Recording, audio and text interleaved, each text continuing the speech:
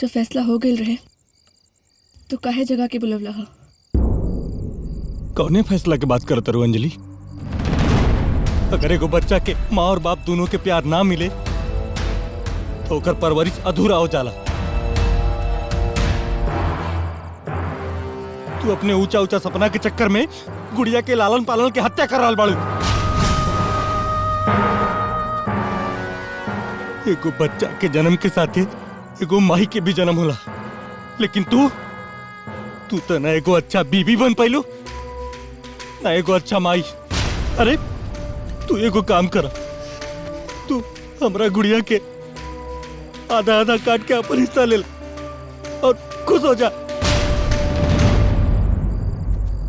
तू लोगन के झगड़ा कर बच्ची के दिलो दिमाग पे का असर पड़ी ये सोचला? हाँ, गुड़िया ना तोड़ा साथे रही ना तोड़ा साथे रही, गुड़िया हमनी के साथ रही। चला गुड़िया।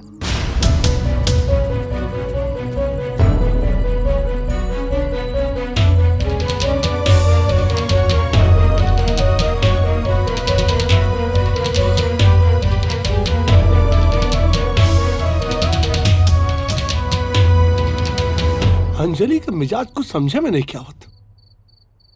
आखिर वो कौना मिजाज में अपन प्यार भरा घर उजाड़े में लगल बिया।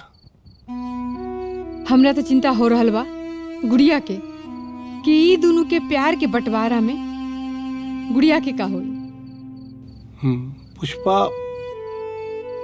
हमनी वकालत में इंसान के सही गलत के मुद्दा पे बहस करे ले जा, न्याय भी दिलवाई ले, लेकिन ये केस विधाता की अदालत में चल रहा बा। बस सब हुई है वही जो राम रच रखा। हम तो विधाता से यह चाह कि अंजलि के साथ बुद्धि दे ताकि वो सारी दुनिया के लोभ लालच छोड़ के अमित के प्यार के समझे, दोनों एक हो जाए, एगो टूटल घर बस जाए।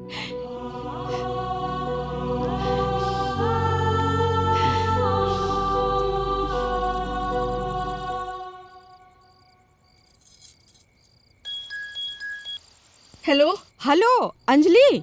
हाँ मम्मी। अरे गुड़िया के अपन बस में कैलू की ना? कर ले लू ना? अरे मम्मी वो तो दोनों जन से प्यार करेली ना। गुड़िया के अमित से बिल्कुल मत सटे दिहा। अरे दुए दिन के बाद तो सुनवाई है, तोरे ही पक्ष में फैसला होई। कोर्ट में केस तू ही जीतबू। अगर गुड़िया कहीं अपन पापा के चुन लेलस तब तो जीत अमित के हो जाई। Hello Anjali, Anjali hello.